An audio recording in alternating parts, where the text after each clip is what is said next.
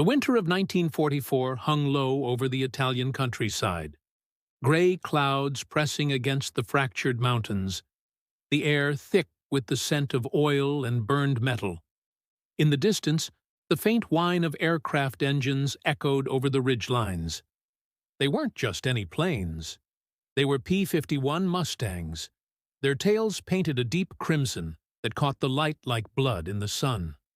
To the Luftwaffe pilots circling above, those red tails became symbols of defiance and targets of mockery. But soon, that laughter would fade into silence. At first, even within the U.S. ranks, the men of the 332nd Fighter Group, all African-American, all graduates of the Tuskegee Institute, were treated as an experiment. The Army called them colored airmen, their worth doubted before they ever saw combat. Many commanders believed they'd never hold formation under fire, never match the discipline or precision of white squadrons. But when the 15th Air Force needed fighter escorts to protect their bombers deep into enemy territory, no one else would take the missions the Red Tails volunteered for. The men from Tuskegee stepped into the sky with something to prove, not to their enemies, but to their own country. Their first encounters over Italy were cautious.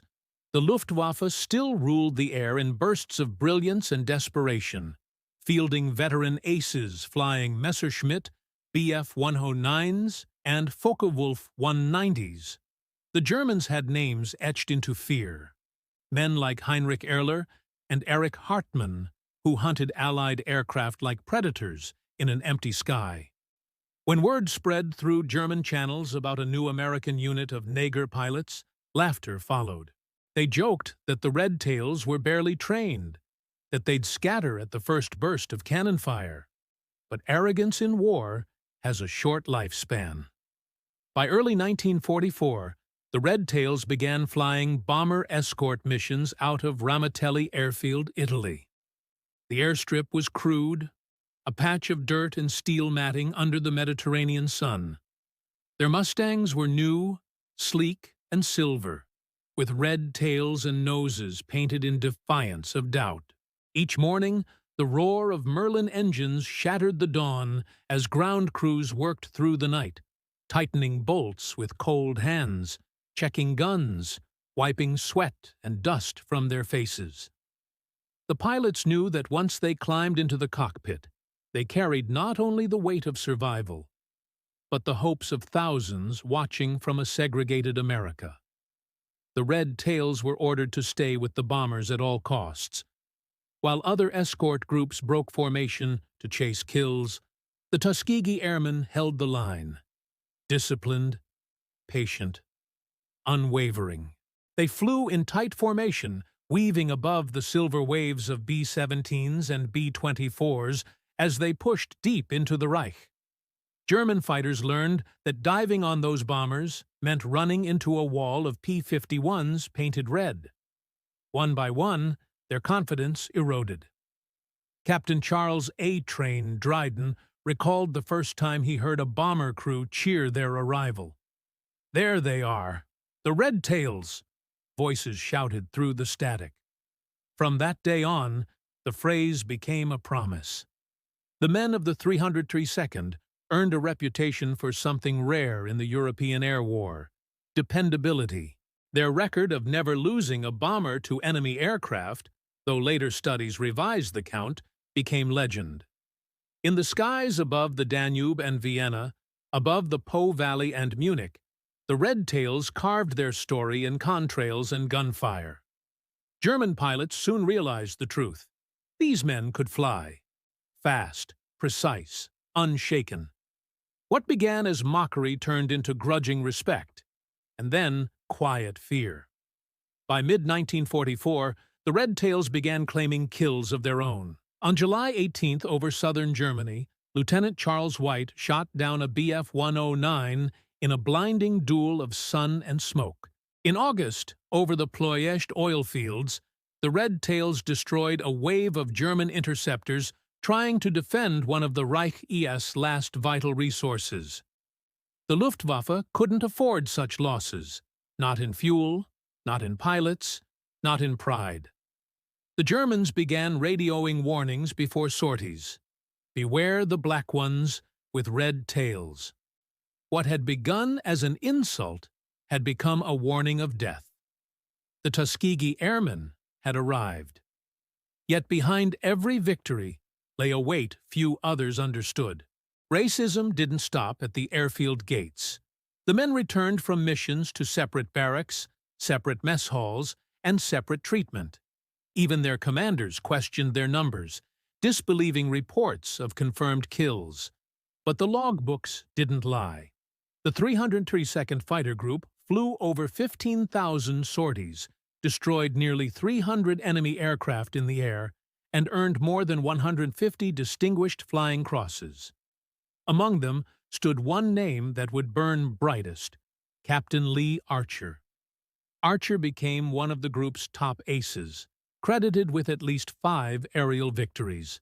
Some accounts whispered of more, kills lost to paperwork or prejudice, but Archer never sought glory. He flew with precision, calm, and deadly efficiency, his red-tailed Mustang cutting through the clouds like a blade. Another was Colonel Benjamin O. Davis, Jr., the son of the first African-American general in U.S. Army history. Davis led the 332nd with iron discipline.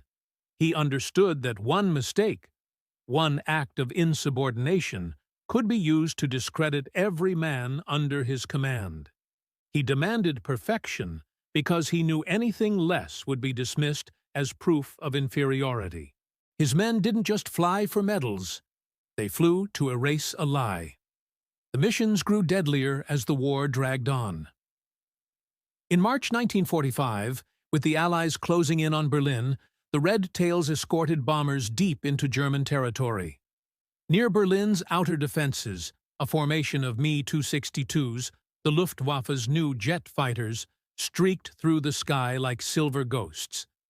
They were faster than anything the Allies had seen, but even jets could be caught in the right hands. That day, the Red Tails downed 3 Me-262s, one of the first times piston-engined aircraft had bested jets in combat. German pilots who once mocked the Red Tails began to avoid their patrol zones. Some Luftwaffe records recovered after the war even noted increased American aggression by red-tailed aircraft, high losses observed. The very color once ridiculed had become a sign of impending defeat.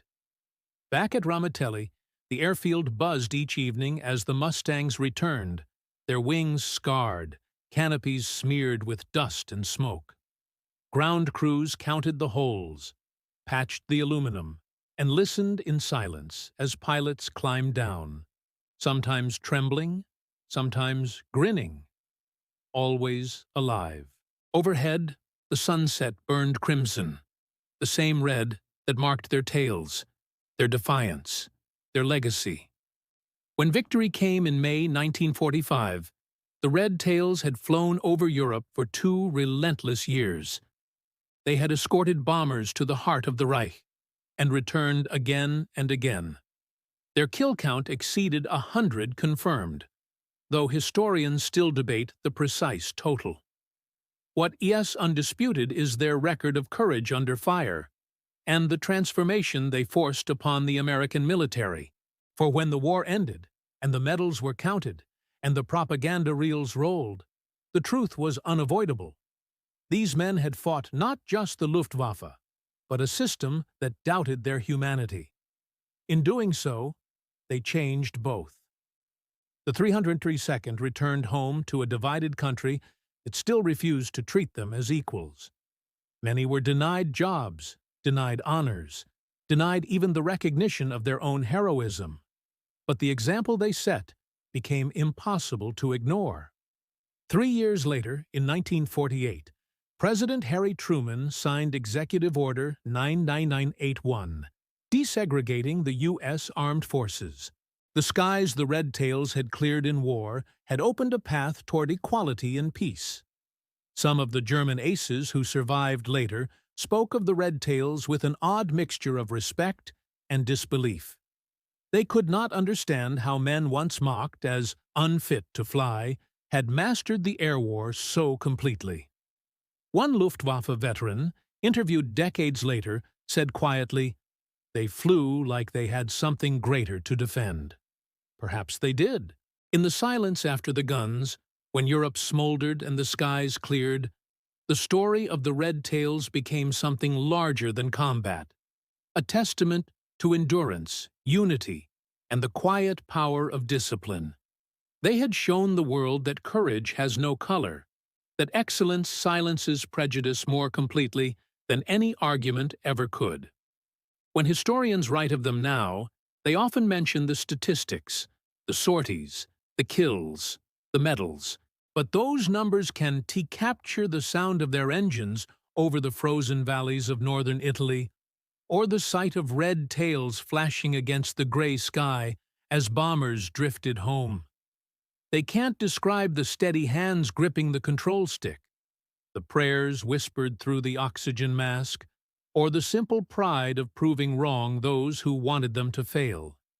For those who flew with the 302nd, the war never fully ended. It lived on in the memories of sky and fire, in the faces of friends who didn't return, in the echo of propellers fading into history. But their legacy remained, written in the sky in strokes of red and silver.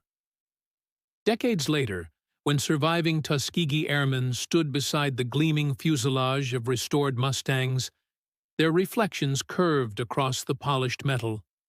They were old men now, their voices soft but steady. Yet in their eyes flickered the same resolve that once carried them through flak and fire. They had outlasted the doubt, the mockery, and the hate. And somewhere, perhaps in the eternal silence above the clouds, the red tails still fly, bright against the endless gray, a reminder that courage, once proven, never fades.